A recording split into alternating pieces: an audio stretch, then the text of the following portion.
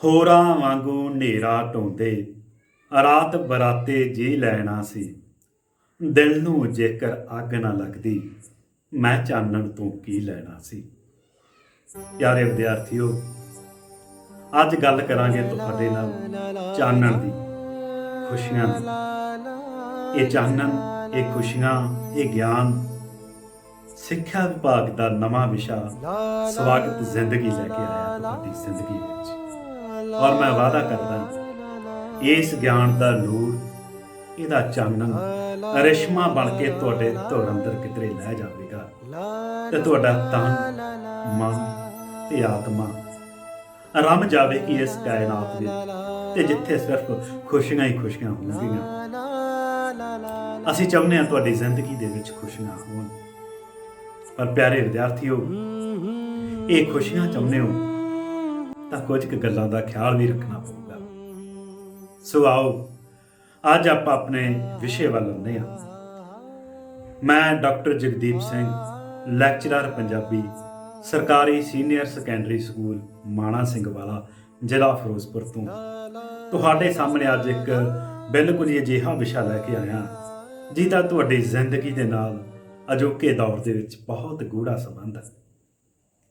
ਜੀ ਹਾਂ, ਮੇਰਾ ਵਿਸ਼ਾ ਹੈ ਮੌਜੂਦਾ ਸਮੇਂ ਦੇ ਵਿੱਚ ਇੰਟਰਨੈਟ, ਮੋਬਾਈਲ, ਟੀਵੀ ਜਾਂ ਹੋਰ ਜਿੰਨੇ ਵੀ ਸਾਡੇ ਸੋਸ਼ਲ ਮੀਡੀਆ ਦੇ ਸਾਧਨ ਨੇ, ਉਹਨਾਂ ਦੀ ਅਸੀਂ ਸਹੀ ਵਰਤੋਂ ਕਿਵੇਂ ਕਰਨੀ ਹੈ। ਵੈਸੇ ਤਾਂ ਪਿਆਰੇ ਵਿਦਿਆਰਥੀਓ, ਤੁਹਾਨੂੰ ਪਤਾ ਹੀ ਹੈ ਕਿ ਇਹ ਜਿਹੜੇ ਸਾਧਨ ਨੇ, ਭਾਵੇਂ ਮੋਬਾਈਲ ਆ, ਇੰਟਰਨੈਟ ਆ, ਟੀਵੀ ਆ, ਵੈਬਸਾਈਟ ਆ, ਅਲੱਗ-ਅਲੱਗ ਚੈਨਲ ਨੇ, ਇਹ ਸਾਡੀ ਜ਼ਿੰਦਗੀ ਦਾ ਇੱਕ ਬਹੁਤ ਹੀ ਅਹਿਮ ਹਿੱਸਾ ਬਣ ਗਏ ਨੇ। ਪਰ ਇਹ ਜਿੰਨੇ ਜ਼ਰੂਰੀ ਨੇ ਸਾਡੀ ਜ਼ਿੰਦਗੀ ਲਈ, ਜੇ ਇਹਨਾਂ ਦੀ ਅਸੀਂ ਦੁਰਵਰਤੋਂ ਕਰੀਏ ਜਾਂ ਇਹਨਾਂ ਨੂੰ ਅਸੀਂ ਗਲਤ ਤਰੀਕੇ ਨਾਲ ਦੇਖਣ ਜਾਂ ਸਮਝਣ ਦੀ ਕੋਸ਼ਿਸ਼ ਕਰੀਏ, ਤਾਂ ਤੁਸੀਂ ਯਕੀਨ ਨਹੀਂ ਮੰਨਣਾ ਕਿ ਇੰਨੇ ਘਾਤਕ ਸਿੱਟੇ ਨਿਕਲਣਗੇ ਇਸ ਦੇ ਕਿ ਸਾਡੀਆਂ ਪੁਸ਼ਤਾਂ ਵੀ ਸੋਚਣਗੀਆਂ ਕਿ ਅਸੀਂ ਆ ਕਿਹੜੇ ਦੌਰ ਵੱਲ ਤੁਰ ਕੇ ਕਿਹੜੇ ਸੰਕਟਾਂ ਦੇ ਰੂਬਰੂ ਹੋ ਗਏ। ਸੱਚਮੁੱਚ ਪਿਆਰੇ ਵਿਦਿਆਰਥੀਓ, ਇਹ ਜਿਹੜਾ ਨਿੱਕਾ ਜਿਹਾ ਟੁਕੜਾ ਮੋਬਾਈਲ ਹੈ ਤੁਹਾਡੇ ਹੱਥਾਂ ਦੇ ਵਿੱਚ, ਇਹ ਦੋ ਧਾਰੀ ਤਲਵਾਰ ਹੈ। ਜੇ ਇਸ ਨੂੰ ਸਹੀ ਤਰੀਕੇ ਨਾਲ ਵਰਤ ਲਿਆ ਇਹ ਰੰਦੇ ਨੂੰ, ਤਾਂ ਇਹ ਤੁਹਾਡੀ ਜ਼ਿੰਦਗੀ ਨੂੰ ਤਰਾਸ਼ ਕੇ ਬਹੁਤ ਸੋਹਣਾ ਕਰ ਦੂਗੀ। ਪਰ ਦੇਖਿਓ, ਕਿਤੇ ਇਹ ਰੰਦਾ ਤੁਹਾਡੇ ਹੱਥਾਂ 'ਤੇ ਨਾ ਫਿਰ ਜਾਵੇ ਤੇ ਤੁਹਾਡੇ ਹੱਥਾਂ ਨੂੰ ਲਹੂ ਲੁਹਾਨ ਨਾ ਕਰ ਦੇਵੇ। ਬਿਲਕੁਲ ਠੀਕ, ਮੈਂ ਤੁਹਾਨੂੰ ਬਿਲਕੁਲ ਇਸੇ ਗੱਲ ਵੱਲ ਸੁਚੇਤ ਕਰ ਰਿਹਾ ਕਿ ਅਸੀਂ ਇਹਨਾਂ ਚੀਜ਼ਾਂ ਦਾ ਬਹੁਤ ਹੀ ਸੋਚ ਸਮਝ ਕੇ ਇਸਤੇਮਾਲ ਕਰਨਾ। ਅਸੀਂ ਮੰਨਦੇ ਹਾਂ ਕਿ ਸਾਡੀ ਜ਼ਿੰਦਗੀ ਦੇ ਵਿੱਚ ਹੁਣ ਇਹਨਾਂ ਬਿਨਾਂ ਅੱਗੇ ਤੁਰਨਾ ਬਹੁਤ ਮੁਸ਼ਕਿਲ ਹੈ। ਹੁਣ ਅਨੇਕਾਂ ਕਾਰਜ ਨੇ ਜਿਹੜੇ ਅਸੀਂ ਇੰਟਰਨੈਟ ਦੇ ਰਾਹੀਂ ਕਰਦੇ ਹਾਂ। ਘਰੇ ਬੈਠੇ ਹਰ ਪ੍ਰਕਾਰ ਦਾ ਬਿੱਲ, ਭਾਵੇਂ ਬਿਜਲੀ ਦਾ ਜਾਂ ਕੋਈ ਆਨਲਾਈਨ ਅਪਲਾਈ ਕਰਨਾ ਜਾਂ ਕੋਈ ਜਾਣਕਾਰੀ ਲੈਣੀ ਆ, ਸਾਡੇ ਕੋਲੇ ਗੂਗਲ ਆ, ਸਾਡੇ ਕੋਲੇ YouTube ਆ, ਹੋਰ ਅਨੇਕਾਂ ਸਾਧਨ ਨੇ ਜਿਨ੍ਹਾਂ ਤੋਂ ਅਸੀਂ ਸਾਰਾ ਦਿਨ ਜਾਣਕਾਰੀ ਲੈਂਦੇ ਹਾਂ। ਪਰ ਇਹ ਚੀਜ਼ਾਂ ਤਾਂ ਸਾਡੀ ਜਾਣਕਾਰੀ ਲੈਣ ਵਾਸਤੇ ਸਨ, ਸਾਡੇ ਗਿਆਨ ਵਿੱਚ ਵਾਧਾ ਕਰਨ ਵਾਸਤੇ ਸਨ, ਸਾਡੀ ਸਹੂਲਤ ਸੀ। ਪਰ ਵਾਪਰਿਆ ਕੀ? ਇਹ ਸਾਡੇ ਦਿਲ ਤੇ, ਸਾਡੇ ਦਿਮਾਗ ਤੇ, ਇੱਥੋਂ ਤੱਕ ਕਿ ਸਾਡੀ ਜ਼ਿੰਦਗੀ, ਸਾਡੇ ਰਿਸ਼ਤਿਆਂ ਵਿੱਚ ਇੰਨਾ ਜ਼ਿਆਦਾ ਪ੍ਰਵੇਸ਼ ਕਰ ਗਏ ਨੇ ਕਿ ਸਾਨੂੰ ਸਮਝ ਨਹੀਂ ਆ ਰਹੀ ਕਿ ਹੁਣ ਇਹਨਾਂ ਤੋਂ ਛੁਟਕਾਰਾ ਕਿਵੇਂ ਪਾਈਏ। ਹੁਣ ਸਵੇਰੇ ਉੱਠਦਾ ਪੁੱਤ ਇਹ ਨਹੀਂ ਕਹਿੰਦਾ ਕਿ ਬੇਬੇ ਚਾਹ ਲਿਆ ਦੇ, ਚਾਹ ਲਿਆ ਦੇ, ਮੈਂ ਪੜ੍ਹਨਾ, ਮੈਂ ਕੋਈ ਕੰਮ ਕਰਨਾ। ਨਹੀਂ, ਉੱਠਦਾ ਸਵੇਰੇ ਆਪਦਾ ਮੋਬਾਈਲ ਡਾਟਾ ਆਨ ਕਰਦਾ, ਪਤਾ ਨਹੀਂ ਕਿੱਡਾ ਕਿ ਕੋਈ ਜ਼ਰੂਰੀ ਸੁਨੇਹਾ ਆਇਆ ਪਿਆ ਹੋਊ, ਪਤਾ ਨਹੀਂ ਕੀ ਵਾਪਰ ਗਿਆ ਹੋਊਗਾ ਦੁਨੀਆ 'ਤੇ। ਅਤੇ ਤੁਸੀਂ ਦੇਖਦੇ ਹੋ ਸਵੇਰੇ ਵਾਪਰਨਾ ਕੀ ਹੈ, ਜੋ ਕੱਲ੍ਹ ਰਾਤ ਦੁਨੀਆ ਹੁੰਦੀ ਹੈ ਉਹੀ ਸਵੇਰੇ ਤੁਸੀਂ ਦੇਖਦੇ ਹੋ। ਸੋ ਇਹ ਜਿਹੜੀ ਤਲਬ ਆ, ਜਿਹੜੀ ਲਸਟ ਆ, ਜਿਹੜੀ ਅੱਗ ਆ, ਇਸ ਇੰਟਰਨੈਟ ਨੇ ਸਾਡੀ ਜ਼ਿੰਦਗੀ ਦੇ ਵਿੱਚ ਕੋਹਰਾਮ ਮਚਾ ਕੇ ਰੱਖ ਦਿੱਤਾ। ਕੋਹਰਾਮ ਉਦੋਂ ਮਚਿਆ ਜਦੋਂ ਅਸੀਂ ਇਸ ਚੀਜ਼ ਦਾ ਸਹੀ ਢੰਗ ਨਾਲ ਇਸਤੇਮਾਲ ਨਹੀਂ ਕਰ ਪਾ ਰਹੇ। ਹਾਲਾਂਕਿ ਇਸ ਤੋਂ ਖੂਬਸੂਰਤ ਚੀਜ਼ ਵੀ ਦੁਨੀਆ 'ਤੇ ਕੋਈ ਨਹੀਂ। ਪਹਿਲਾਂ ਸਾਨੂੰ ਗਿਆਨ ਹਾਸਲ ਕਰਨ ਲਈ ਕਿਤਾਬਾਂ ਪੜ੍ਹਨ ਵਾਸਤੇ ਸਾਨੂੰ ਲਾਇਬ੍ਰੇਰੀਆਂ 'ਚ ਜਾਣਾ ਪੈਂਦਾ ਸੀ, ਪੈਸੇ ਖਰਚਣੇ ਪੈਂਦੇ ਸੀ, ਪਤਾ ਨਹੀਂ ਕਿੱਥੋਂ ਕਿੱਥੋਂ ਜਾ ਕੇ ਸਾਨੂੰ ਭੱਜ ਨੱਠ ਵੀ ਕਰਨੀ ਪੈਂਦੀ ਸੀ। ਹੁਣ ਤੁਹਾਡੇ ਸਿਰਫ ਇੱਕ ਕਲਿੱਕ 'ਤੇ ਸਾਰਾ ਕੁਝ ਤੁਹਾਡੇ ਸਾਹਮਣੇ ਆ ਜਾਂਦਾ। ਤੁਸੀਂ ਕਿਤਾਬਾਂ ਪੜ੍ਹ ਸਕਦੇ ਹੋ, ਕੋਈ ਵੀ ਜਾਣਕਾਰੀ ਲੈ ਸਕਦੇ ਹੋ। ਪਰ ਸਾਡਾ ਯੂਥ, ਸਾਡੇ ਨੌਜਵਾਨ ਆਹ ਕਿਹੜੇ ਰਾਹ ਪੈ ਗਏ? ਸਾਰਾ ਦਿਨ ਹੀ ਬੜੀਆਂ ਅਜੀਬੋ ਗਰੀਬ ਵੀਡੀਓ ਦੇਖਦੇ ਨੇ ਜਿਨ੍ਹਾਂ ਦਾ ਵਿੱਚ ਨਾ ਸੱਚ ਹੈ ਤੇ ਨਾ ਕੁਝ ਹੋਰ, ਜੋ ਸਾਡੀ ਜ਼ਿੰਦਗੀ ਤੋਂ ਕੋਹਾਂ ਦੂਰ ਨੇ। ਸਾਡੇ ਕਹਿੰਦੇ ਨੇ ਕਿ ਨਿੱਕਾ ਬੱਚਾ ਇੱਕ ਕੱਚੀ ਮਿੱਟੀ ਵਰਗਾ ਹੁੰਦਾ ਹੈ, ਉਸ ਨੂੰ ਜਿਹੋ ਜਿਹੀ ਸ਼ੇਪ ਦਿਓਗੇ ਉਹ ਜਿਹਾ ਹੀ ਬਣ ਜਾਂਦਾ। ਤਾਂ ਮੈਂ ਦੇਖ ਰਿਹਾ ਕਿ ਸਾਡਾ ਨੌਜਵਾਨ, ਸਾਡਾ ਯੂਥ, ਇਹ ਜਿਹੜੀ ਕੱਚੀ ਮਿੱਟੀ ਜਿਹਨੇ ਇੱਕ ਢਲ ਕੇ ਇੱਕ ਸੋਲਿਡ, ਇੱਕ ਚੰਗਾ ਰੂਪ ਲੈਣਾ ਸੀ, ਚੰਗਾ ਦੇਸ਼ ਦਾ ਨਾਗਰਿਕ ਬਣਨਾ ਸੀ, ਉਹਨੂੰ ਇਸ ਮੀਡੀਆ ਨੇ, ਇਸ ਇੰਟਰਨੈਟ ਦੀ ਦੁਨੀਆ ਨੇ ਇੰਨਾ ਜ਼ਿਆਦਾ ਗਲਤ ਪਾਸੇ ਤੋਰ ਦਿੱਤਾ ਕਿ ਉਹਨੂੰ ਸਮਝ ਹੀ ਨਹੀਂ ਆ ਰਹੀ ਕਿ ਉਹ ਕਰੇ ਕੀ। ਪਰ ਅਸੀਂ ਤੁਹਾਡੇ ਕੋਲੇ ਆਏ ਹਾਂ, ਤੁਹਾਨੂੰ ਦੱਸਾਂਗੇ ਕਿ ਤੁਹਾਡੇ ਲਈ ਕੀ ਠੀਕ ਹੈ ਤੇ ਕੀ ਗਲਤ। ਯਕੀਨ ਮੰਨੋ, ਤੁਹਾਡੀ ਜ਼ਿੰਦਗੀ ਸੱਚੀ ਖੂਬਸੂਰਤ ਹੋ ਜਾਵੇਗੀ। ਸੋ ਪਿਆਰੇ ਵਿਦਿਆਰਥੀਓ, ਬਹੁਤ ਕੁਝ ਇਸ ਦੁਨੀਆ 'ਚ ਪਿਆ, ਸੋਸ਼ਲ ਸਾਈਟਸ 'ਤੇ, ਇੰਟਰਨੈਟ 'ਤੇ, ਮੋਬਾਈਲ 'ਤੇ। ਪਰ ਸਭ ਤੋਂ ਪਹਿਲਾਂ ਅਸੀਂ ਇਹ ਦੇਖਣਾ ਕਿ ਆਪਦੀ ਜ਼ਿੰਦਗੀ ਦਾ ਉਦੇਸ਼ ਕੀ ਆ। ਆਪਣੀ ਜ਼ਿੰਦਗੀ ਦਾ ਇੱਕ ਉਦੇਸ਼ ਮਿੱਥੋਂ ਮੈਂ ਬਣਨਾ ਕੀ ਆ ਵੱਡਾ ਹੋ ਕੇ। ਜਿਹੜੇ ਕਮਰੇ ਦੇ ਵਿੱਚ ਤੁਸੀਂ ਪੜ੍ਹਦੇ ਹੋ ਉੱਥੇ ਇੱਕ ਚਾਰਟ 'ਤੇ ਲਿਖ ਕੇ ਲਿਖੋ ਕਿ ਮੈਂ ਆ ਬਣਨਾ ਜ਼ਿੰਦਗੀ ਦੇ ਵਿੱਚ। ਹਰ ਰੋਜ਼ ਤੁਹਾਨੂੰ ਯਾਦ ਕਰਾਊਗਾ। ਜੇ ਸਾਨੂੰ ਉਦੇਸ਼ ਨਹੀਂ ਨਾ ਪਤਾ ਸਾਡਾ, ਸਾਨੂੰ ਪਤਾ ਹੀ ਨਹੀਂ ਲੱਗਣਾ ਜਾਣਾ ਕਿੱਧਰ ਆ। ਜੇ ਰਾਹ ਨਾ ਮਿਲੂਗਾ ਅਸੀਂ ਮੰਜ਼ਿਲ 'ਤੇ ਕਿਵੇਂ ਪਹੁੰਚਾਂਗੇ। ਸੋ ਇਸ ਕਰਕੇ ਬਹੁਤ ਜ਼ਰੂਰੀ ਆ ਕਿ ਸਾਡਾ ਟਾਰਗੇਟ ਕੀ ਆ। ਤਾਂ ਤੁਹਾਡਾ ਟਾਰਗੇਟ ਕੀ ਆ ਕਿ ਤੁਸੀਂ ਇੱਕ ਵਧੀਆ ਢੰਗ ਨਾਲ ਐਜੂਕੇਸ਼ਨ ਲੈ ਕੇ ਉਸ ਐਜੂਕੇਸ਼ਨ ਨਾਲ ਇੱਕ ਚੰਗੇ ਨਾਗਰਿਕ ਬਣਨਾ, ਔਰ ਆਪਦੀ ਜ਼ਿੰਦਗੀ ਦੇ ਵਿੱਚ ਤੁਸੀਂ ਇੱਕ ਆਪਣੇ ਪਰਿਵਾਰ ਨੂੰ, ਆਪਣੇ ਰਿਸ਼ਤੇਦਾਰਾਂ ਨੂੰ ਅਜਿਹਾ ਖੂਬਸੂਰਤ ਅਹਿਸਾਸ ਦੇਣਾ ਕਿ ਉਹਨਾਂ ਨੂੰ ਮਹਿਸੂਸ ਹੋਵੇ ਹਾਂ ਕਿ ਸਾਡਾ ਵਿਦਿਆਰਥੀ, ਸਾਡਾ ਬੱਚਾ, ਸਾਡਾ ਰਿਸ਼ਤੇਦਾਰ ਸੱਚਮੁੱਚ ਇੱਕ ਪੜ੍ਹਿਆ ਲਿਖਿਆ ਬੱਚਾ, ਔਰ ਉਹ ਗਰਵ ਕਰ ਸਕਣ। ਇਹ ਨਾ ਹੋਵੇ ਤੜਕੇ ਉੱਠਦਿਆਂ ਚਾਹ ਤੋਂ ਪਹਿਲਾਂ ਅਸੀਂ ਮੋਬਾਈਲ ਨੂੰ ਹੱਥ ਪਾ ਲਈਏ। ਬਾਬੇ ਨਾਨਕ ਨੇ ਕਿਰਤ ਦਾ ਸੁਨੇਹਾ ਦਿੱਤਾ ਸੀ, ਹੈ ਨਾ, ਕਿਰਤ ਕਰੋ, ਵੰਡ ਛਕੋ, ਨਾਮ ਜਪੋ। ਇਹ ਟੁਕੜੇ ਨੇ ਸਾਡੇ ਤੋਂ ਕਿਰਤ ਛੋੜਤੀ। ਇਸ ਇੰਟਰਨੈਟ ਦੀ ਦੁਨੀਆ ਨੇ ਕਿਰਤ ਤੋਂ ਦੂਰ ਕਰ ਦਿੱਤਾ। ਅੱਜ ਕੱਲ੍ਹ ਤੁਸੀਂ ਦੇਖਦੇ ਹੋ ਸਾਡੇ ਕਿੰਨੇ ਕੁ ਬੱਚੇ ਸਾਡੇ ਕੰਮ ਕਰਨ ਦੇ ਯੋਗ ਨੇ। ਆਮ ਪਿੰਡਾਂ ਦੇ ਵਿੱਚ ਮੋਟਰਸਾਈਕਲ ਲੈ ਕੇ ਤੁਰੇ ਫਿਰਦੇ ਨੇ ਬਹੁਤੇ ਵਿਦਿਆਰਥੀ। ਮੈਂ ਸਾਰੇ ਵਿਦਿਆਰਥੀਆਂ ਦੀ ਨਹੀਂ ਕਰ ਰਿਹਾ, ਜ਼ਿਆਦਾਤਰ ਸਾਡੇ ਵਿਦਿਆਰਥੀ ਗਲਤ ਰਾਹ 'ਤੇ ਚੱਲੇ ਹੋਏ ਨੇ। ਤਾਂ ਸਾਡਾ ਮਕਸਦ ਇਹ ਆ ਕਿ ਜਿਹੜੀ ਚੀਜ਼ ਇਸ ਟਾਈਮ ਅਸੀਂ ਕਿਹੜੇ ਢੰਗ ਨਾਲ ਤੁਹਾਨੂੰ ਇਸ ਸਹੀ ਦਿਸ਼ਾ, ਸਹੀ ਮਾਰਗ 'ਤੇ ਤੋਰ ਸਕੀਏ। ਪਿਆਰੇ ਵਿਦਿਆਰਥੀਓ, ਇਹ ਜੀਵਨ ਬੜਾ ਪਵਿੱਤਰ ਹੈ। ਗੁਰਬਾਣੀ ਦੇ ਵਿੱਚ ਵੀ ਆਉਂਦਾ ਕਿ ਜਿਹੜੀ ਜੂਨ ਆ ਤੁਹਾਡੀ, ਇਹ ਜਿਹੜਾ ਜਨਮ ਆ ਤੁਹਾਨੂੰ 84 ਲੱਖ ਜੂਨਾਂ ਤੋਂ ਬਾਅਦ ਮਿਲਿਆ ਬੰਦੇ ਨੂੰ, ਮਨੁੱਖ ਦਾ ਜਨਮ। ਭਾਵ ਇਦੋਂ ਪਹਿਲਾਂ ਤੁਸੀਂ 84 ਲੱਖ ਕਿਸੇ ਹੋਰ ਜਾਤੀ ਦੇ ਵਿੱਚ ਜਨਮ ਲੈ ਕੇ ਇਸ ਮਨੁੱਖਾ ਜਨਮ 'ਚ ਆਏ ਹੋ। ਗੁਰਬਾਣੀ ਵਿੱਚ ਇਹ ਗੱਲ ਲਿਖੀ ਹੈ। ਅਤੇ ਤੁਸੀਂ ਇਮੈਜਿਨ ਕਰੋ, ਸੋਚੋ ਕਿ ਕਿੰਨਾ ਮਹੱਤਵਪੂਰਨ ਸਾਡਾ ਇਹ ਜੀਵਨ ਹੈ। ਇਸ ਜੀਵਨ ਨੂੰ ਅਸੀਂ ਭੰਗ ਤੇ ਭਾਣੇ ਨਹੀਂ ਗਵਾਉਣਾ, ਅੰਜਾਈ ਨਹੀਂ ਜਾਣ ਦੇਣਾ ਚਾਹੀਦਾ ਸਾਡਾ ਇਹ ਜੀਵਨ। ਸਾਡੇ ਵਿਦਿਆਰਥੀਆਂ ਦਾ ਇੱਕ ਸੁਨਹਿਰੀ ਭਵਿੱਖ ਹੋਣਾ ਚਾਹੀਦਾ। ਖੈਰ, ਹੁਣ ਸਮਾਂ ਆ ਗਿਆ ਕਿ ਜੇ ਸਾਡੀਆਂ ਲੋੜਾਂ ਬਣ ਹੀ ਗਿਆ ਸੋਸ਼ਲ ਮੀਡੀਆ, ਇੰਟਰਨੈਟ, ਮੋਬਾਈਲ, ਤਾਂ ਅਸੀਂ ਇਸ ਨੂੰ ਸਹੀ ਢੰਗ ਨਾਲ ਵਰਤੀਏ ਕਿਵੇਂ। ਪਿਆਰੇ ਵਿਦਿਆਰਥੀਓ, ਸਭ ਤੋਂ ਪਹਿਲੀ ਗੱਲ ਤਾਂ ਇਹ ਆ ਕਿ ਤੁਸੀਂ ਇੱਕ ਡਾਇਰੀ ਲਾਓ ਘਰ ਦੇ ਵਿੱਚ, ਅਤੇ ਉਹਦੇ 'ਤੇ ਨੋਟ ਕਰੋ ਕਿ ਕਿੰਨਾ ਸਮਾਂ ਤੁਸੀਂ ਮੋਬਾਈਲ ਦੀ ਵਰਤੋਂ ਕਰਦੇ ਹੋ। ਭਾਵੇਂ ਤੁਸੀਂ 1 ਮਿੰਟ ਲਈ ਕਰ ਰਹੇ ਹੋ ਦਿਨ ਦੇ ਵਿੱਚ, ਹੈ ਨਾ। ਕਿੰਨਾ ਸਮਾਂ ਤੁਸੀਂ ਮੋਬਾਈਲ ਵਰਤ ਰਹੇ ਹੋ, ਕਿੰਨਾ ਸਮਾਂ TV ਦੇਖ ਰਹੇ ਹੋ, ਔਰ ਕਿੰਨਾ ਸਮਾਂ ਤੁਸੀਂ ਹੋਰ ਇੰਟਰਨੈਟ ਜਾਂ ਕਿਸੇ ਹੋਰ ਸੋਸ਼ਲ ਸਾਈਟਸ 'ਤੇ ਲਗਾ ਰਹੇ ਹੋ। ਸੋ ਤੁਸੀਂ ਇੱਕ ਹਫ਼ਤਾ ਇਸ ਚੀਜ਼ ਨੂੰ ਨੋਟ ਕਰੋ, ਔਰ ਨਾਲ ਅਗਲੇ ਕਾਲਮ 'ਚ ਇਹ ਲਿਖੋ ਕਿ ਤੁਸੀਂ ਉਹ ਕੀ ਵੇਖਿਆ ਉਸ ਸਮੇਂ ਦੇ ਵਿੱਚ। ਤਾਂ 1 ਹਫ਼ਤੇ ਬਾਅਦ ਤੁਸੀਂ ਐਨਾਲਿਸਿਸ ਕਰਿਆ ਜਾਓ, ਆਪਦੇ ਆਪ ਹੀ ਦੇਖਿਆ ਜਾਓ ਕਿ ਜੋ ਵੇਖਿਆ ਤੁਸੀਂ ਉਹ ਤੁਹਾਡੇ ਲਈ ਲਾਭਕਾਰੀ ਸੀ ਜਾਂ ਕਿੰਨਾ ਕੁ ਲਾਭਕਾਰੀ ਸੀ, ਕੀ ਉਹਦਾ ਕੋਈ ਫਾਇਦਾ ਹੋਇਆ ਤੁਹਾਡੀ ਜ਼ਿੰਦਗੀ ਦੇ ਵਿੱਚ।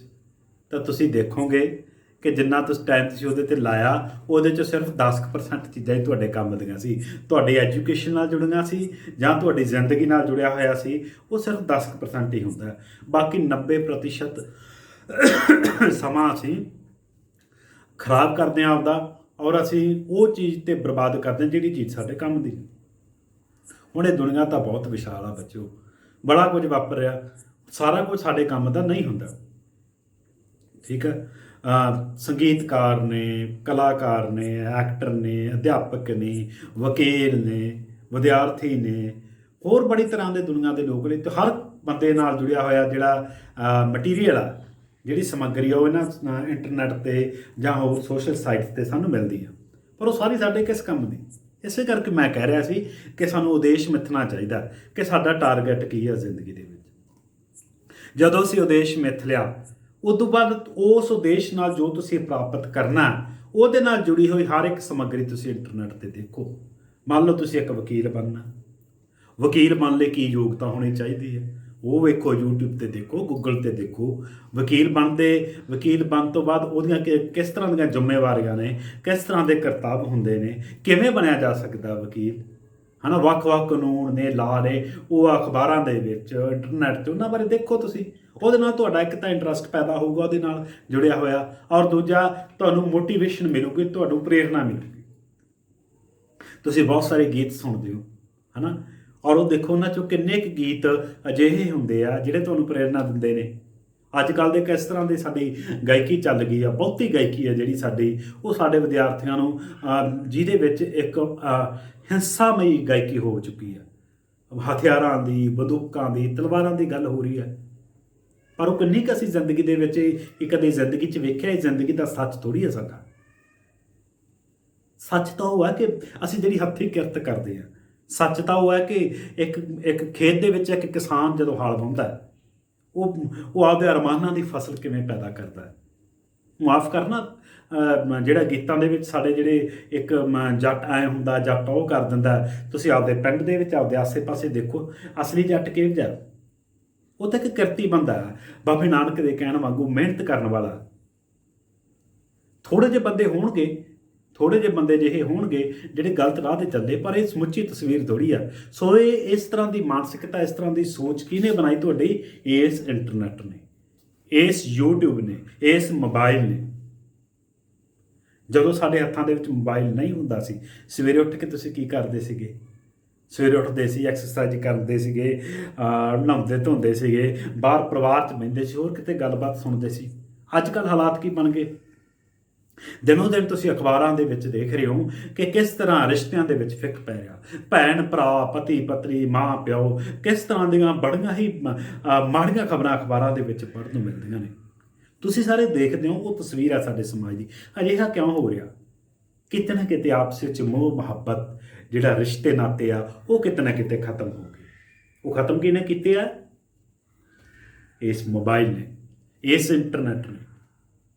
ਸੋ ਇੱਕ ਬੜੀ ਹੀ ਪਿਛਲੇ ਹਫ਼ਤੇ ਮੈਂ ਦੇਖ ਰਿਹਾ ਸੀ, ਇੱਕ WhatsApp 'ਤੇ ਸੁਨੇਹਾ ਆਇਆ, ਉਹਦੇ 'ਚ ਬੜੀ ਖੂਬਸੂਰਤ ਇੱਕ ਗੱਲ ਕਹੀ ਸੀਗੀ ਕਿ ਇੱਕ ਦਿਨ ਕੀ ਹੋਇਆ ਕਿ ਮੋਬਾਈਲ ਸੇਵਾਵਾਂ ਬੰਦ ਹੋ ਜਾਂਦੀਆਂ, ਇੰਟਰਨੈਟ ਦੀਆਂ ਸੇਵਾਵਾਂ ਬੰਦ ਹੋ ਜਾਂਦੀਆਂ, ਅਤੇ ਕਿਸੇ ਦਾ ਇੰਟਰਨੈਟ ਨਹੀਂ ਚੱਲਦਾ, ਅਤੇ ਸਾਰੇ ਘਰ ਦੇ ਪਰਿਵਾਰ ਦੇ ਜੀਆਂ ਦੇ ਜਿਹੜੇ ਆ ਇੰਟਰਨੈਟ ਬੰਦ ਆ ਅਤੇ ਮੋਬਾਈਲ ਪਏ ਆ। ਸੋ ਸਾਰੇ ਪਰਿਵਾਰ ਦੇ ਮੈਂਬਰ ਫਰੀ ਬੈਠੇ ਆ, ਅਤੇ ਉਹ ਫਰੀ ਬੈਠਣ ਤੋਂ ਬਾਅਦ ਉਹ ਆਪਸ ਵਿੱਚ ਗੱਲਾਂ ਕਰ ਰਹੇ ਆ। ਮਤਲਬ ਉਹ ਅਜਿਹਾ ਮੌਕਾ ਆਇਆ ਪਿਛਲੇ 5-10 ਸਾਲਾਂ ਬਾਅਦ, ਕੋਈ ਸਾਰਾ ਪਰਿਵਾਰ ਆਪਸ ਵਿੱਚ ਬੈਠ ਕੇ ਗੱਲਾਂ ਬਾਤਾਂ ਕਰ ਰਿਹਾ। ਅਤੇ ਉਹ ਬੱਚਾ ਜਿਹੜਾ ਵਿਦਿਆਰਥੀ ਸੀਗਾ, ਉਹ ਸੋਚਦਾ ਸੀ ਕਿ ਯਾਰ ਘਰ ਦੇ ਵੀ ਬੜੇ ਵਧੀਆ ਬੰਦੇ ਹੁੰਦੇ ਆ, ਮੈਨੂੰ ਤਾਂ ਕਦੇ ਮੌਕਾ ਹੀ ਨਹੀਂ ਮਿਲਿਆ। ਮੈਂ ਹੁਣ ਘਰ ਦੇ ਕਿੰਨੇ ਚੰਗੇ ਹੁੰਦੇ ਨੇ ਤੁਹਾਡੇ ਮਾਂ ਪਿਓ, ਆਸੇ ਪਾਸੇ, ਜਿੱਥੇ ਜੇ ਤੁਸੀਂ ਉਹਨਾਂ ਕੋਲ ਬੈਠੋਗੇ, ਗੱਲ ਸੁਣੋਗੇ, ਤੁਹਾਨੂੰ ਫੇਰ ਹੀ ਪਤਾ ਲੱਗੂਗਾ ਨਾ। ਜੇ ਅਸੀਂ ਸਾਰਾ ਦਿਨ ਹੀ ਫੋਨ ਦੇ ਵਿੱਚ ਲੱਗੇ ਰਹੇ, ਮੋਬਾਈਲ ਦੇ ਵਿੱਚ ਲੱਗੇ ਰਹੇ, ਸਾਨੂੰ ਸਮਾਂ ਹੀ ਨਾ ਹੋਇਆ ਉਹਨਾਂ ਕੋਲੇ ਬੈਠਣ ਉੱਠਣ ਦਾ, ਉਹਨਾਂ ਕੋਲੇ ਗੱਲ ਸੁਣਨ ਦਾ, ਤਾਂ ਫਿਰ ਗੱਲ ਕਿਵੇਂ ਬਣੂਗੀ? ਅਸੀਂ ਸਿੱਖਦੇ ਕਿਤਾਬਾਂ ਤੋਂ ਵੀ ਹਾਂ, ਅਤੇ ਸਿਆਣਿਆਂ ਨਾਲ, ਵੱਡਿਆਂ ਨਾਲ, ਉਹਨਾਂ ਤੋਂ ਚੰਗੀਆਂ ਗੱਲਾਂ ਸੁਣ ਕੇ ਵੀ ਸਿੱਖਦੇ ਹਾਂ।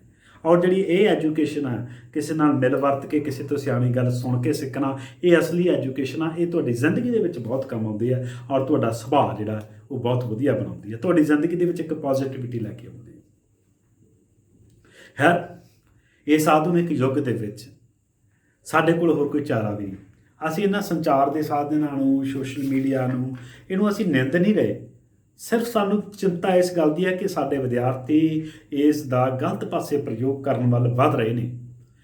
ਹਾਲਾਂਕਿ ਇਹਦੀਆਂ ਜਿਹੜੀਆਂ ਚੰਗੇ ਪੱਖ ਨੇ, ਪੋਜ਼ਿਟਿਵ ਪੱਖ ਨੇ, ਉਹਨਾਂ ਚੀਜ਼ਾਂ ਦੀ ਜਿਹੜੀਆਂ ਸਹੂਲਤਾਂ ਨੇ ਉਹਨਾਂ ਨੂੰ ਅਸੀਂ ਵਰਤੋ। ਬਹੁਤ ਵਧੀਆ ਢੰਗ ਨਾਲ ਤੁਹਾਡਾ ਸਮਾਂ ਵੀ ਬਚਦਾ, ਤੁਹਾਡੇ ਪੈਸੇ ਦੀ ਵੀ ਬਚਤ ਹੁੰਦੀ ਹੈ, ਘਰ ਬੈਠੇ ਵੀ ਤੁਸੀਂ ਕੰਮ ਕਰ ਸਕਦੇ ਹੋ, ਜਿੰਨਾ ਮਰਜ਼ੀ ਗਿਆਨ ਲੈ ਲਓ। ਇਸ ਪਾਸੇ ਅਸੀਂ ਜੁੜ ਗਏ। ਬਹੁਤ ਬਹੁਤ ਚੰਗੀਆਂ ਫਿਲਮਾਂ ਹੁੰਦੀਆਂ ਨੇ, ਤੁਸੀਂ YouTube 'ਤੇ ਜਾਂ ਹੋਰ ਸਾਈਟਸ ਤੋਂ ਮੂਵੀਜ਼ ਦੇਖਦੇ ਹੋ।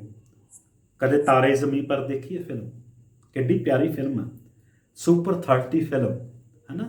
ਓ ਮਾਈ ਗॉड, ਜਿਹੜੀਆਂ ਅਸਲੀ ਜ਼ਿੰਦਗੀ ਦਾ ਸੱਚ ਦੱਸਦੀਆਂ ਨੇ। ਕਦੇ ਇਹੋ ਜਿਹੀਆਂ ਫਿਲਮਾਂ ਵੀ ਦੇਖਿਆ ਕਰੋ। ਕਦੇ ਸ਼ਹੀਦ ਭਗਤ ਸਿੰਘ ਦੇ ਗਾਣੇ ਸੁਣ ਕੇ ਦੇਖੋ, ਮੇਰਾ ਰੰਗ ਦੇ ਬਸੰਤੀ ਚੋਲਾ ਹੈ ਨਾ। ਉਹ ਤੁਹਾਨੂੰ ਦੱਸਣਗੇ, ਉਹ ਤੁਹਾਨੂੰ ਦੱਸਣਗੇ ਕਿ ਅਸੀਂ ਕੀ ਸੀ ਔਰ ਕੀ ਹੋਣਾ ਚਾਹੀਦਾ ਅਤੇ ਅਸੀਂ ਕਿਹੜੇ ਪਾਸੇ ਚਲੇ ਗਏ। ਸੱਚਮੁੱਚ ਇਹ ਬਹੁਤ ਸੰਜੀਦਾ ਮਸਲਾ। ਇਹ ਘੁਣ ਹੁੰਦੀ ਆ ਨਾ, ਘੁਣ ਜਿਹੜੀ ਅੰਦਰੋਂ ਅੰਦਰੀ ਸਿਉਂਕ ਲੱਗ ਜਾਂਦੀ ਆ, ਉਹ ਘੁਣ ਵਾਂਗ ਖਾ ਰਹੀਆਂ ਨੇ ਇਹ ਸਾਨੂੰ ਚੀਜ਼ਾਂ। ਸੋ ਮੈਂ ਇਸ ਵਿਸ਼ੇ 'ਤੇ ਅੱਜ ਬਹੁਤ ਸਮੇਂ ਤੋਂ ਸੋਚ ਰਿਹਾ ਸੀ ਕਿ ਤੁਹਾਡੇ ਨਾਲ ਇਸ ਵਿਸ਼ੇ 'ਤੇ ਗੱਲਬਾਤ ਕੀਤੀ ਜਾਵੇ। ਪਿਆਰੇ ਵਿਦਿਆਰਥੀਓ, ਟਾਈਮ ਟੇਬਲ ਬਣਾਓ ਜ਼ਿੰਦਗੀ ਦੇ ਵਿੱਚ, ਸਮਾਂ ਸਾਰਣੀ ਬਣਾਓ। ਕਿਹੜੇ ਵੇਲੇ ਕੀ ਕਰਨਾ, ਕਿਹੜੇ ਵੇਲੇ ਕੀ ਕਰਨਾ ਹੈ। ਮੋਬਾਇਲ ਜਾਂ ਇੰਟਰਨੈਟ ਦੀ ਅਸੀਂ ਕਿੱਥੇ ਵਰਤੋਂ ਕਰਨੀ ਹੈ। ਅਸੀਂ ਆਪਦੀ ਐਜੂਕੇਸ਼ਨ ਨਾਲ ਜੁੜੇ ਹੋਏ ਮਸਲਿਆਂ ਬਾਰੇ ਉਹਦੇ ਉੱਤੇ ਗੱਲ ਕਰਨੀ ਹੈ। ਅਸੀਂ ਕੀ ਸਿੱਖਣਾ, ਉਹਦਾ ਸਾਡੀ ਜ਼ਿੰਦਗੀ ਦੇ ਵਿੱਚ ਕੀ ਫਾਇਦਾ ਹੋਊਗਾ। ਹਮੇਸ਼ਾ ਸਕਾਰਾਤਮਕ ਪਾਸੇ ਇਸ ਦਾ ਅਸੀਂ ਪ੍ਰਯੋਗ ਕਰੀਏ, ਫਿਰ ਹੀ ਅਸੀਂ ਅੱਗੇ ਵੱਧ ਸਕਦੇ ਹਾਂ। ਨਹੀਂ ਤਾਂ ਤੁਸੀਂ ਦੇਖਦੇ ਹੋ ਫਿਰ ਹਾਲਾਤ ਕੀ ਹੋਣਗੇ। ਇਹਨੇ ਤੁਹਾਨੂੰ ਰੋਟੀ ਨਹੀਂ ਦੇਣੀਗੀ।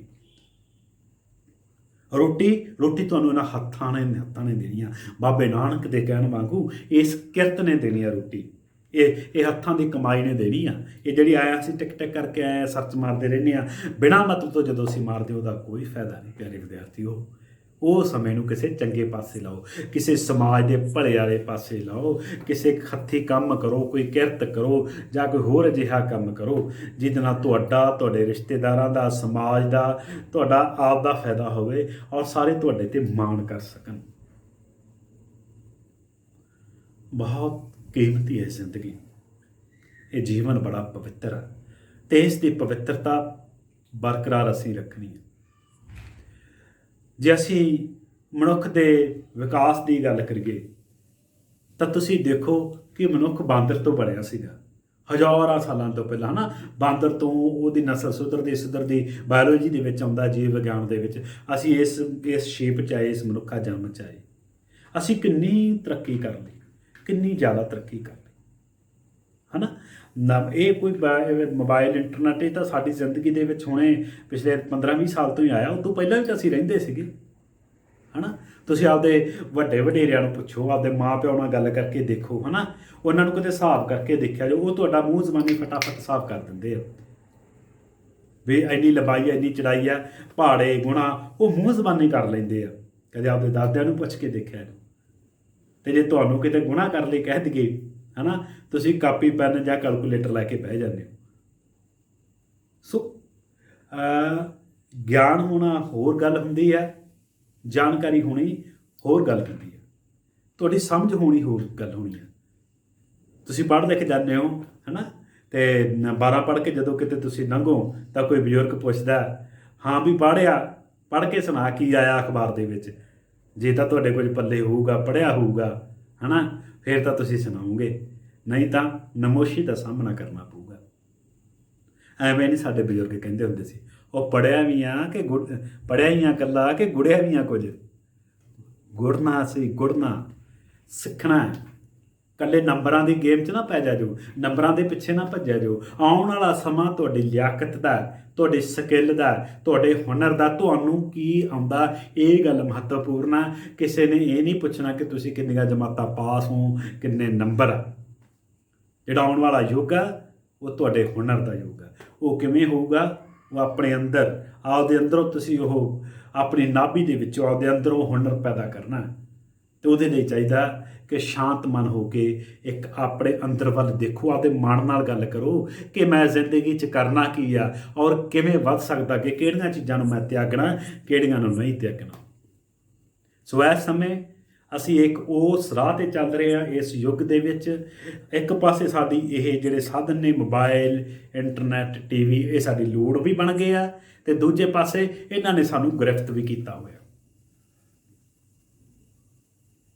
ਅਸੀਂ ਇਹਨਾਂ ਦੀ ਵਰਤੋਂ ਕਰਨੀ ਹੈ, ਇਹਨਾਂ ਦੇ ਗੁਲਾਮ ਨਹੀਂ ਹੋਣਾ। ਮੈਂ ਫਿਰ ਰਿਪੀਟ ਕਰ ਰਿਹਾ ਪਿਆਰੇ ਵਿਦਿਆਰਥੀਓ, ਅਸੀਂ ਇਹਨਾਂ ਦੀ ਵਰਤੋਂ ਕਰਨੀ ਹੈ, ਇਹਨਾਂ ਦੇ ਗੁਲਾਮ ਨਹੀਂ ਹੋਣਾ। ਸਾਡੇ ਪੰਜਾਬੀ ਦੇ ਸੂਫੀ ਕਵੀ ਹੋਏ ਨੇ ਹਾਸ਼ਮ ਜੀ, ਔਰ ਲਿਖਦੇ ਨੇ, ਬੜੀਆਂ ਹੀ ਕਮਾਲ ਦੀਆਂ ਸਤਰਾਂ ਨੇ ਉਹਨਾਂ ਦੀਆਂ। ਇਕਸੇ ਤਾਰ ਬਹਾਰ ਨਾ ਰਹਿੰਦੀ, ਨਹੀਂ ਇਕਸੇ ਤੋਰ ਜ਼ਮਾਨਾ, ਹਰ ਇੱਕ ਚਾਲ ਨਹੀਂ ਅਲਬੇਲੀ, ਨਾ ਹੀ ਹਰਦਮ ਜੋਰ ਜਮਾਨਾ, ਰੋਵਣ ਸੋਗ ਹਮੇਸ਼ ਨਾ ਹੋਵੇ, ਨਾ ਹੀ ਨਿਤਰਾਗ ਸ਼ਹਾਨਾ, ਹਾਸ਼ਮ ਬੈਠ ਗਈਆਂ ਲੱਖ ਡਾਰਾਂ, ਇਹ ਜਗਤ ਮੁਸਾਫਰ ਖਾਨਾ। ਸੋ ਪਿਆਰੇ ਵਿਦਿਆਰਥੀਓ, ਇਹ ਜਗਤ ਮੁਸਾਫਰ ਖਾਨਾ ਇੱਕ ਸਰਾਂ ਦੀ ਤਰ੍ਹਾਂ, ਇੱਥੇ ਅਸੀਂ ਆਉਣਾ ਤੇ ਚਲੇ ਜਾਣਾ, ਪਰ ਇਸ ਸਮੇਂ ਦੇ ਦਰਮਿਆਨ ਜਿੰਨਾ ਚਿਰ ਇੱਥੇ ਰਹੇ ਹਾਂ, ਇੱਥੇ ਅਸੀਂ ਕੀ ਕਰਕੇ ਜਾਣਾ। ਇੱਕ ਸਾਡਾ ਲੋਕ ਸਾਹਿਤ ਦੇ ਵਿੱਚੋਂ ਵੀ ਬਣ ਗਈ ਆ, ਤਿੰਨ ਰੰਗ ਨਹੀਂ ਲੱਭਣੇ ਬੀਬਾ, ਹੁਸਨ ਜਵਾਨੀ ਮਾਪੇ। ਇਹ ਜ਼ਿੰਦਗੀ, ਇਹ ਜਵਾਨੀ ਵੀ ਨਹੀਂ ਰਹਿਣੀ ਤੁਹਾਡੀ, ਨਾ ਇੰਨੇ ਖੂਬਸੂਰਤ ਰਹਿਣਾ ਤੁਸੀਂ, ਤੇ ਨਾ ਹੀ ਉਹਨਾਂ ਮਾਂ ਪਿਓ ਨੇ ਰਹਿਣਾ। ਸੋ ਪ੍ਰਮਾਤਮਾ ਦੀਆਂ ਦਿੱਤੀਆਂ ਹੋਈਆਂ ਇਹਨਾਂ ਨਿਆਮਤਾਂ ਦਾ ਫਾਇਦਾ ਉਠਾਓ। ਰੱਬ ਨੇ ਬਖਸ਼ਿਸ਼ ਕੀਤੀ ਆ, ਤੁਹਾਨੂੰ ਇੰਨੇ ਖੂਬਸੂਰਤ ਸਿਹਤ ਦਿੱਤੀ ਆ, ਤੁਹਾਨੂੰ ਸੋਚਣ ਦਾ ਮੌਕਾ ਦਿੱਤਾ, ਮਾਂ ਪਿਓ ਦਿੱਤੇ ਨੇ ਤੁਹਾਨੂੰ, ਤੇ ਅਸੀਂ ਉਸ ਸਮੇਂ ਨੂੰ ਇਸ ਇੰਟਰਨੈਟ ਮੋਬਾਈਲ ਦੀ ਦੁਨੀਆ ਦੇ ਵਿੱਚ ਗਲਤਾਨ ਨਹੀਂ ਕਰਨਾ। ਅਸੀਂ ਆਪਦੀ ਜ਼ਿੰਦਗੀ ਨੂੰ ਉਹਨਾਂ ਰਾਹਾਂ 'ਤੇ ਲੈ ਕੇ ਜਾਣਾ, ਜਿਨ੍ਹਾਂ ਰਾਹਾਂ 'ਤੇ ਖਿੜੇ ਮੱਥੇ ਸਾਡੇ ਸੂਰਜ ਦੀਆਂ ਸੁਨਹਿਰੀ ਕਿਰਨਾਂ ਸਾਡੇ ਮਨ ਮਸਤਕ ਦੇ ਅੰਦਰ ਵੜਨ, ਤੇ ਸਾਡਾ ਮਨ ਅੰਦਰੋਂ ਨੂਰੋ ਨੂਰ ਹੋ ਉੱਠੇ, ਤੇ ਇਹ ਨੂਰ ਸੱਚਮੁੱਚ ਤੁਹਾਡੇ ਤਨ, ਮਨ, ਆਤਮਾ ਤੇ ਜ਼ਿੰਦਗੀ ਦੇ ਵਿੱਚ ਫੈਲੇਗਾ। ਇਸ ਗੱਲ ਦਾ ਸਾਨੂੰ ਵਿਸ਼ਵਾਸ ਹੈ, ਪਰ ਇਹਦੇ ਲਈ ਸਾਨੂੰ ਲੋੜ ਹੈ ਕਿ ਆਪਦੀ ਜ਼ਿੰਦਗੀ ਦੇ ਵਿੱਚ ਅਸੀਂ ਆਪਦੇ ਸਮੇਂ ਨੂੰ ਸਹੀ ਪ੍ਰਯੋਗ ਕਰੀਏ, ਇਹਨਾਂ ਸਾਰੇ ਸੰਚਾਰ ਦੇ ਸਾਧਨਾਂ ਦਾ ਸਹੀ ਢੰਗ ਨਾਲ ਇਸਤੇਮਾਲ ਕਰੀਏ। ਇਹ ਜ਼ਿੰਦਗੀ ਦੀਆਂ ਸਾਡੀਆਂ ਸਿਰਫ ਲੋੜਾਂ ਹੀ ਰਹਿਣ, ਮਜਬੂਰੀ ਨਾ ਬਣ ਜੇ ਸਾਡੀ। ਐਂ ਨਾ ਹੋਵੇ ਕਿ ਸਾਡਾ ਇੱਕ ਪਲ ਵੀ ਇਹਨਾਂ ਬਿਨਾਂ ਨਾ ਲੰਘੇ, ਹੈ ਨਾ। ਅਸੀਂ ਆਪਦੇ ਘਰਦਿਆਂ ਨਾਲ, ਆਪਦੇ ਦੋਸਤਾਂ ਮਿੱਤਰਾਂ ਨਾਲ ਵੀ ਵਿਚਰ ਕੇ ਉਹਨਾਂ ਨਾਲ ਗੱਲਾਂ ਕਰੀਏ। ਇਸ ਦੁਨੀਆ ਦੇ ਵਿੱਚ ਕਦੇ ਵੀ ਕੋਈ ਬੰਦਾ ਸੰਪੂਰਨ ਨਹੀਂ ਹੁੰਦਾ, ਇੱਕ ਦੂਜੇ ਨਾਲ ਜੁੜ ਕੇ ਅਸੀਂ ਸੰਪੂਰਨ ਹੁੰਦੇ ਹਾਂ। ਤੇ ਇਹ ਨਾ ਹੋਵੇ ਕਿ ਇੰਟਰਨੈਟ ਦੀ ਇਹ ਦੁਨੀਆ ਇਹ ਸਾਨੂੰ ਇਕੱਲੇਪਨ ਵੱਲ ਧੱਕ ਦੇਵੇ। इस दुनिया में किसी को मुकम्मल जहाँ नहीं मिलता, किसी को ज़मीन नहीं मिलती तो किसी को आसमां नहीं मिलता, मिली है ज़बां मगर हम ज़बां नहीं मिलता। सानू लोड़ आ कोई अजिहा हम ज़बां लभगे, एक दोस्त मित्र रिश्तेदार ਇਹੋ ਜਿਹੇ ਲੱਭਗੇ ਕਿ ਜਿਹਦੇ ਨਾਲ ਬੈਠ ਕੇ ਅਸੀਂ ਦਿਲ ਦੀ ਗੱਲ ਕਰ ਸਕੀਏ। ਤੁਸੀਂ ਇਹਦੇ ਨਾਲ ਦਿਲ ਦੀ ਗੱਲ ਨਹੀਂ ਕਰ ਸਕਦੇ ਮੋਬਾਈਲ ਨਾਲ, ਤੁਸੀਂ ਇਹਦੇ ਤੋਂ ਸਿਰਫ ਵੇਖ ਸਕਦੇ ਹੋ। ਕੀ ਵੇਖਣਾ ਹੈ, ਚੰਗਾ ਮਾੜਾ ਇਹ ਤੁਸੀਂ ਦੇਖਣਾ, पर ये तुसी कर सकते हो। कुछ लोग होते हैं जो वक्त के सांचों में ढल जाते हैं, और कुछ ऐसे भी होते हैं जो वक्त के सांचे ही बदल जाते हैं। सो प्यारे विद्यार्थियों, तुसी साडी आउण वाली पीढ़ी हो, तुसी साडा भविख हो, और तुहाडे ते सानू बहुत ज़्यादा माण। इस करोना काल दे विच ਅਸੀਂ ਬਹੁਤ ਸਾਰੇ ਵਿਦਿਆਰਥੀਆਂ ਨੂੰ ਪੜ੍ਹਾਇਆ ਵੀ ਆ ਇਹਨਾਂ ਇੰਟਰਨੈਟ ਆਨਲਾਈਨ ਸਾਧਨਾਂ ਰਾਹੀਂ, ਜ਼ੂਮ ਮੀਟਿੰਗਾਂ ਕੀਤੀਆਂ ਜਾਂ ਹੋਰ ਬਹੁਤ ਸਾਰੇ ਸੰਚਾਰ ਦੇ ਸਾਧਨ ਸੀ।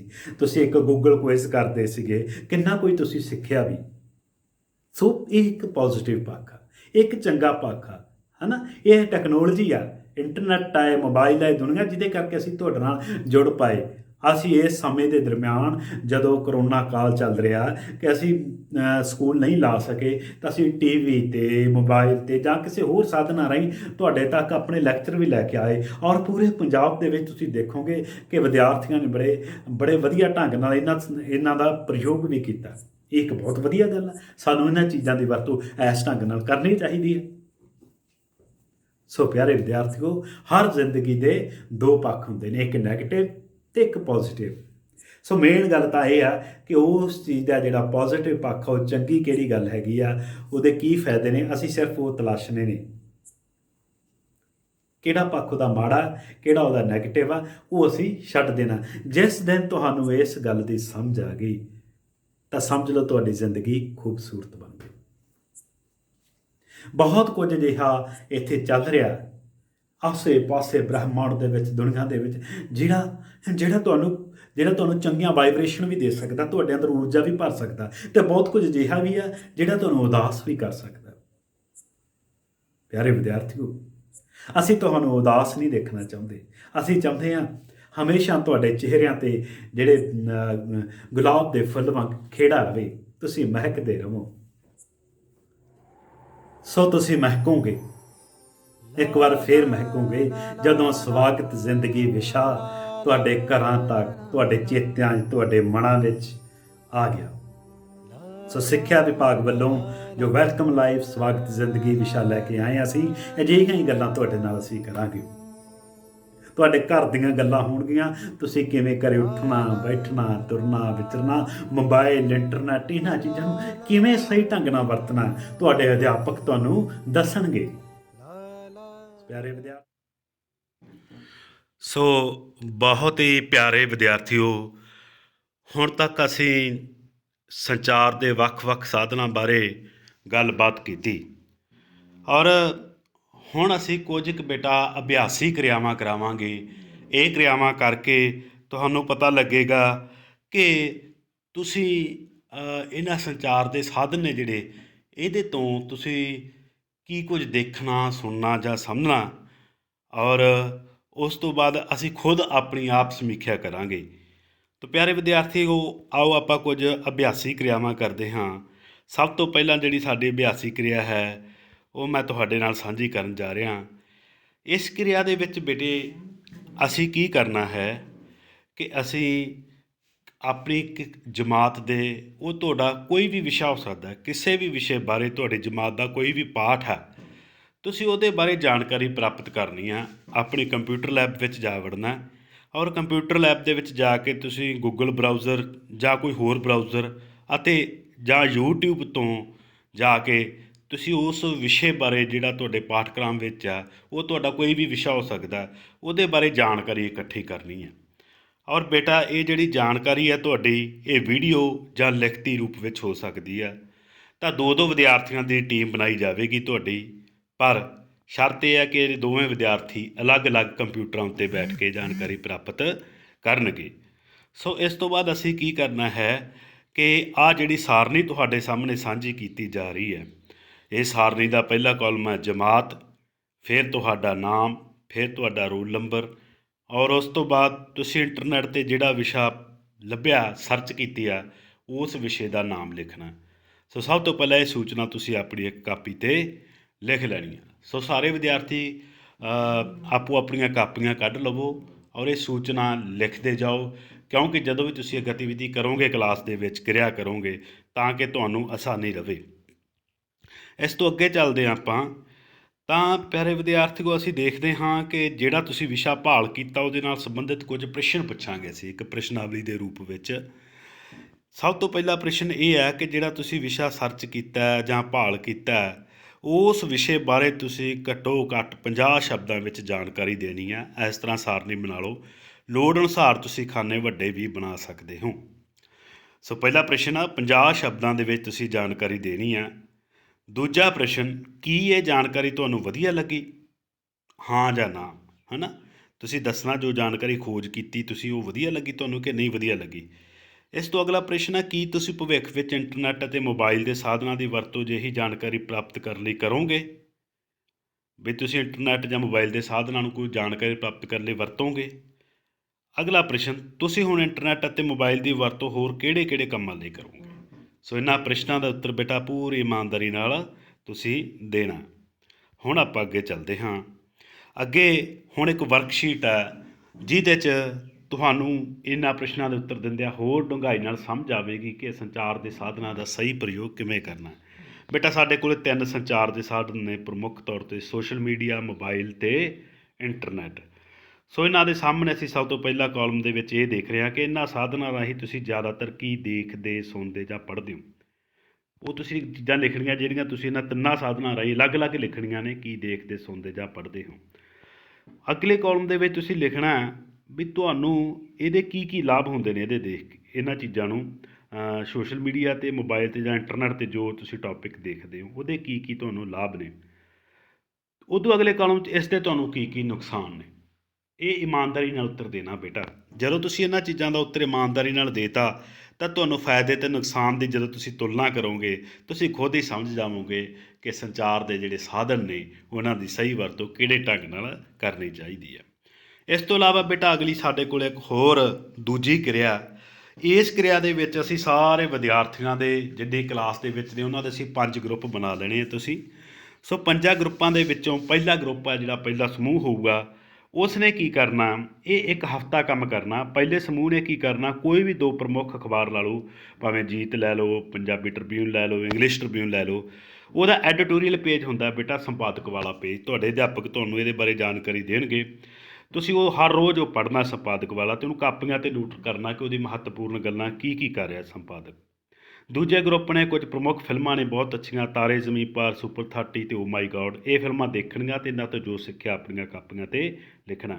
ਤੀਜੇ ਗਰੁੱਪ ਨੇ ਕੀ ਕਰਨਾ, ਰੇਡੀਓ ਜਾਂ ਟੀ ਵੀ 'ਤੇ ਪ੍ਰਸਾਰਿਤ ਹੁੰਦੀਆਂ ਜਿਹੜੀਆਂ ਖਬਰਾਂ ਨੇ ਸਾਡੇ ਕੋਲ ਇੰਟਰਨੈਸ਼ਨਲ ਲੈਵਲ ਦੀਆਂ, ਉਹਨਾਂ ਸਾਰੀਆਂ ਖਬਰਾਂ ਨੂੰ ਹਰ ਰੋਜ਼ ਇੱਕ ਹਫ਼ਤਾ ਆਪਣੀ ਕਾਪੀ 'ਤੇ ਲਿਖਣਾ। ਚੌਥੇ ਗਰੁੱਪ ਨੇ ਕੀ ਕਰਨਾ, ਸਾਡੇ ਪ੍ਰਮੁੱਖ ਸ਼ਖਸੀਅਤਾਂ ਨੇ ਭਲਵਾਨੀ ਅਤੇ ਫਿਲਮੀ ਖੇਤਰ ਦੇ ਵੱਡਾ ਨਾਮ ਦਾਰਾ ਸਿੰਘ, ਅਬਦੁਲ ਕਲਾਮ ਆਜ਼ਾਦ ਸਾਡੇ ਰਾਸ਼ਟਰਪਤੀ ਹੋਏ ਨੇ, ਫਲਾਇੰਗ ਸਿੱਖ ਮਿਲਖਾ ਸਿੰਘ, ਇਹਨਾਂ ਬਾਰੇ ਜਾਣਕਾਰੀ ਪ੍ਰਾਪਤ ਕਰਨੀ ਹੈ ਇੰਟਰਨੈੱਟ ਤੋਂ ਜਾਂ ਹੋਰ ਸਾਧਨਾਂ ਤੋਂ, ਸੰਚਾਰਦਿਆਂ ਤੋਂ। ਅਤੇ ਇਹਨਾਂ ਦੀ ਸ਼ਖਸੀਅਤ ਬਾਰੇ ਘੱਟੋ ਘੱਟ 3 ਪੇਜਾਂ ਵਿੱਚ ਲਿਖਣਾ। ਉਹ ਲੇਖ ਵੀ ਹੋ ਸਕਦਾ ਜਾਂ ਜੋ ਵੀ ਤੁਹਾਡੇ ਮਨ 'ਚ ਆਉਂਦਾ ਤੁਸੀਂ ਉਸ ਨੂੰ ਲਿਖ ਸਕਦੇ ਹੋ। ਪੰਜਵੇਂ ਗਰੁੱਪ ਨੇ ਕੀ ਕਰਨਾ ਕਿ ਤੁਹਾਡੀ ਜਿਹੜੀ ਅੰਗਰੇਜ਼ੀ ਦੀ ਕਿਤਾਬ ਹੈਗੀ ਆ, ਲਾਜ਼ਮੀ ਅੰਗਰੇਜ਼ੀ ਦੀ, ਉਹਦੇ ਵਿੱਚੋਂ ਕੋਈ 20 ਸ਼ਬਦ ਤੁਸੀਂ ਘੱਟੋ ਘੱਟ ਲੱਭਣੇ ਆ ਜਿਨ੍ਹਾਂ ਦੇ ਅਰਥ ਤੁਹਾਨੂੰ ਨਹੀਂ ਆਉਂਦੇ ਇੰਗਲਿਸ਼ ਦੇ, ਔਰ ਉਹਨਾਂ ਦੇ ਅਰਥ ਤੁਸੀਂ ਜਾਣਨ ਦੀ ਕੋਸ਼ਿਸ਼ ਕਰਨਾ ਗੂਗਲ 'ਤੇ ਜਾ ਕੇ। ਗੂਗਲ 'ਤੇ ਤੁਹਾਨੂੰ ਬਹੁਤ ਸਾਰੀਆਂ ਡਿਕਸ਼ਨਰੀਆਂ ਸਰਚ ਮਾਰੋਗੇ ਔਨਲਾਈਨ ਮਿਲ ਜਾਣਗੀਆਂ। ਤਾਂ ਇਸ ਤਰੀਕੇ ਨਾਲ ਤੁਸੀਂ ਉਹ 20 ਸ਼ਬਦਾਂ ਦੇ ਅਰਥ ਪੰਜਾਬੀ ਜਾਂ ਹਿੰਦੀ ਜਾਂ ਇੰਗਲਿਸ਼ ਦੇ ਵਿੱਚ ਵੀ ਤੁਸੀਂ ਇਹਨਾਂ ਦੇ ਅਰਥ ਦੇਖ ਸਕਦੇ ਹੋ। ਸੋ ਸਾਰੇ ਪਿਆਰੇ ਵਿਦਿਆਰਥੀਓ, ਇਹ ਤੁਹਾਡਾ ਮਤਲਬ ਪ੍ਰਮੁੱਖ ਕੰਮ ਹੈਗਾ ਜਿਹੜਾ ਤੁਸੀਂ ਇਸ ਤਰੀਕੇ ਨਾਲ ਇਹ ਕਰਨਾ। ਤਾਂ ਤੁਸੀਂ ਦੇਖੋਗੇ ਕਿ ਇਹ ਕਿਰਿਆਵਾਂ ਕਰਨ ਤੋਂ ਬਾਅਦ ਕੀ ਹੋਵੇਗਾ ਕਿ ਤੁਸੀਂ ਹੋਰ ਵੀ ਵਧੀਆ ਢੰਗ ਨਾਲ ਇਹਨਾਂ ਜਿਹੜੀਆਂ ਸੰਚਾਰ ਦੇ ਸਾਧਨਾਂ ਦਾ ਪ੍ਰਯੋਗ ਕਰਨ ਦੇ ਯੋਗ ਹੋ ਜਾਵੋਗੇ। ਸੋ ਇਹ ਜਾਣਕਾਰੀ ਤੁਹਾਨੂੰ ਭਰਨੀ ਪਵੇਗੀ ਵਰਕਸ਼ੀਟ ਦੇ ਵਿੱਚ। ਕੀ ਇਸ ਤਰ੍ਹਾਂ ਤੁਸੀਂ ਪਹਿਲਾਂ ਜਾਣਕਾਰੀ ਇਸ ਢੰਗ ਨਾਲ ਪ੍ਰਾਪਤ ਕੀਤੀ ਆ? ਤੁਹਾਨੂੰ ਇਸ ਜਾਣਕਾਰੀ ਵਿੱਚੋਂ ਕੀ ਵਧੀਆ ਲੱਗਿਆ, ਕੀ ਵਧੀਆ ਨਹੀਂ ਲੱਗਿਆ? ਕੀ ਤੁਹਾਨੂੰ ਲੱਗਦਾ ਹੈ ਕਿ ਇਹਨਾਂ ਸੰਚਾਰ ਦੇ ਸਾਧਨਾਂ ਦੀ ਇਸ ਢੰਗ ਨਾਲ ਵਰਤੋਂ ਤੁਹਾਡੇ ਲਈ ਲਾਹੇਵੰਦ ਸੀ? ਤੁਸੀਂ ਇਹ ਜਾਣਕਾਰੀ ਪ੍ਰਾਪਤ ਕਰਕੇ ਕੀ ਸਿੱਖਿਆ?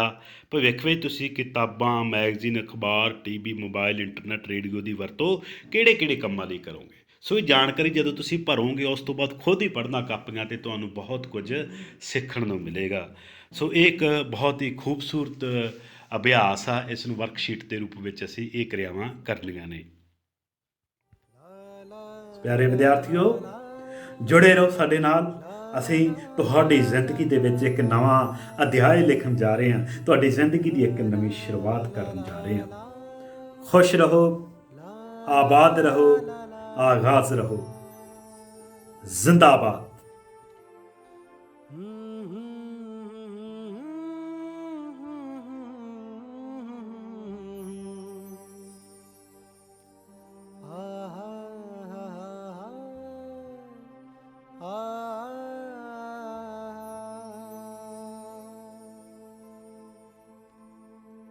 La la la la la la la la la la.